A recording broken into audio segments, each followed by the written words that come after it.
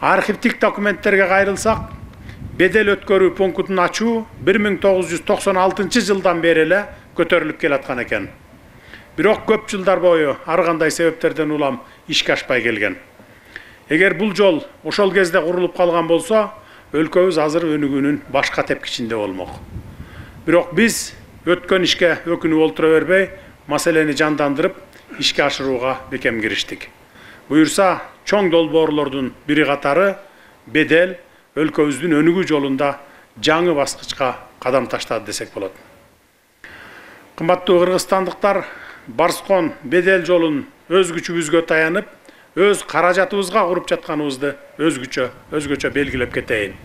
Бир дагы кредит алган жокпуз, же карыз алган жокпуз, өзүбүздүн күчүбүз менен куруп атабыз. Мамлекетибиз өз беделине, экономикасына, мүмкүнчүлүгүнө таянып, ири долбоорлорду дагы ишке ашыра баштадык мындан башка. Мындай кадамдар өлкөнүн күчтөнүп жаткандыгынын, өз тагдырын өзү чечүүгө даяр болуп калгандыгынын айкындал эле.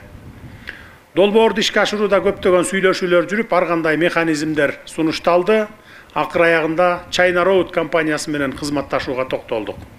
China Road компаниясы жолду 2029 жылдын сентябрына чейин толук бүтүрүп берет. Транспорт каражаттары үчүн кенен жүрө тургандай кылып магистралды ачат. Андан кийин дагы кемчиликтер болсо, кепилдик мезгили каралган, кемчиликтер болсо өздөрүнүн эсебинен оңдоо иштерин жүргүзүшөт.